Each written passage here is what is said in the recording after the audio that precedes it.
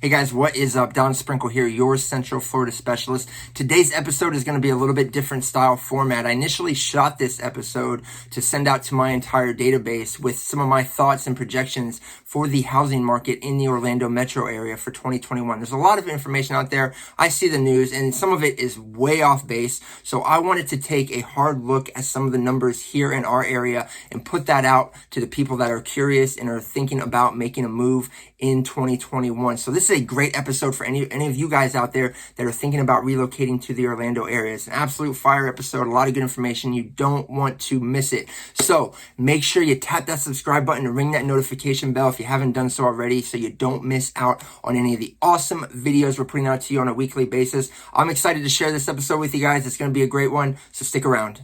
So unless you've been living under a rock, you know that 2020 has been an absolutely crazy year for the entire world with some major lifestyle changes as well as some unexpected surprises. In the face of a global pandemic and stock market downturn, the Central Florida housing market continued to thrive. What does that even mean for 2021? Didn't somebody once say what goes up must come down? Have we been riding a 2020 high that's set to crash and burn in the upcoming year? Or are we poised to see a real estate market in 2021 that's even stronger and eclipses what we've seen this year in 2020. I'm Don Sprinkle with eXp Realty, a local top producing realtor in Central Florida, in the trenches every day. And today we're going to talk about the top 3 things you need to know when buying or selling a home in 2021.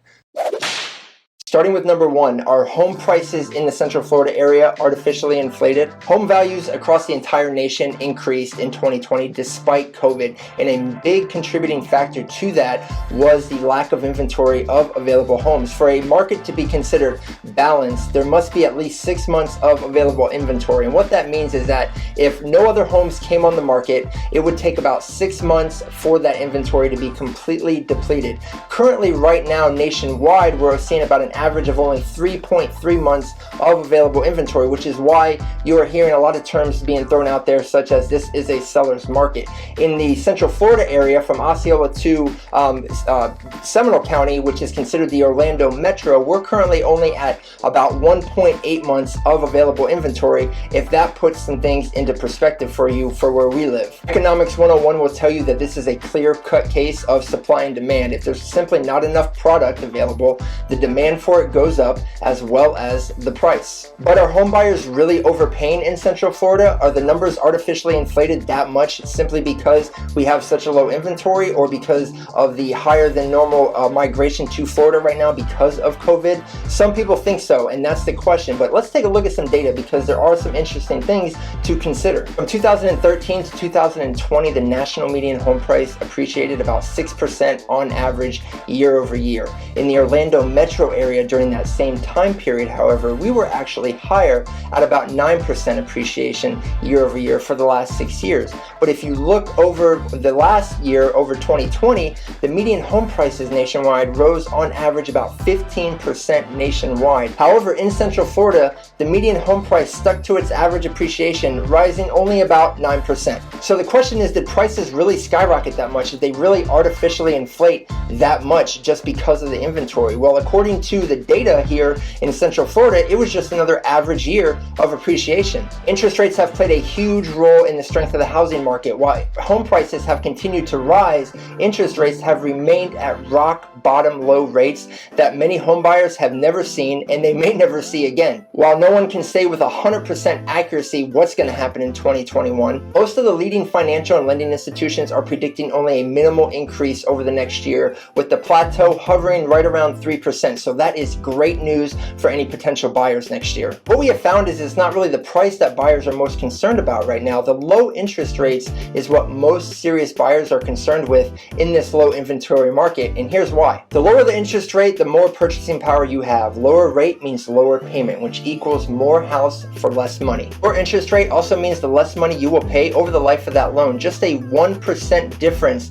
on a $200,000 mortgage, for example, could equate to an extra $33,000 $30,000 you would be paying over the life of that loan. That comes out to about an extra $1,100 a year, or just shy of about an extra $100 a month. What could you do with an extra $100 a month for the next 30 years? And in any business, real estate included, there's going to be ups and there's going to be downs in the market. The first thing that we need to understand is that banks and lenders are under much tighter scrutiny and oversight in 2020 than they were 10, 12 years ago. Back then, you pretty much just needed a pulse to get approved for a mortgage loan. Lenders were approving people with no income verification, no employment checks, and in some instances, even offering zero money down financing. The appraisal process back then was also not very regulated. Mostly there was the brokers choosing the appraisers themselves, and this led to wildly artificially inflated prices, not like the system that we have in place today, which is more of a round-robin system controlled by the actual lending institutions, where they keep an actual list of a bunch of appraisers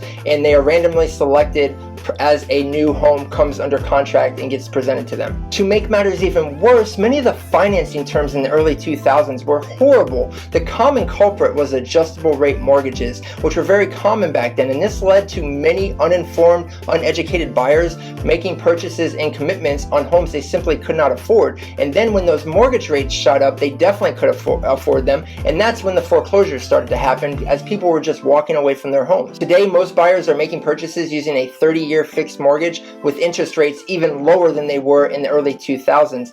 Banks are also requiring employment verification, income verification, tax records. Pretty soon, they're probably going to want a drop of blood as well. But the point is that the banks and the lenders are doing their due diligence today than compared to 10, 15 years ago when it was just like the wild, wild west. They're making sure that they are giving these loans to people that are most likely to make their payments on time and for the length of the loan. Another really big difference is that homeowners today have a lot more equity in their homes compared to 10 to 15 years ago. Nationwide, approximately 40% of homeowners own their home outright, meaning they have no more mortgage payments. In the late 2000s, when the housing market collapsed, only about 10% of homeowners own their home outright. There was a lot less equity out there on the market. Although we might see some foreclosures happen in 2021 once this forbearance moratorium is lifted, the reality here in Central Florida is that our inventory is so low right now is that most of those homes will quickly be absorbed by the buyers that are out there. The fact of the matter is that the Orlando metro area from Seminole to Osceola County is considered one of the hottest real estate markets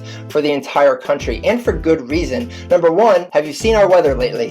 Number two, we have no state income tax whatsoever. That's a huge plus for retirees. In fact, half of all buyers in Central Florida come from out of the area. At the end of the day, the decision to buy or sell in 2021 really comes down to what your individual goals, wants, and needs are. Everybody's different, and timing is everything, and our team knows that, and we appreciate that. We are much more concerned with preserving a relationship than forcing a transaction. We want to be here to provide as much value as we possibly can to give you access to all the information you're going to need to be able to make the most educated and best decision for you and your family moving forward. So if you're still wondering if you should buy or sell in 2021, or maybe you have questions on something I did not cover today, make sure you give us a call, shoot us a text, send us an email, however you like to communicate. Also, don't forget to follow us on Facebook and Instagram so you can stay up to date and educated on the real estate market in Central Florida. This is a passion for us. We love people. We truly do. And until next time, I'm Don Sprinkle, and my team and I,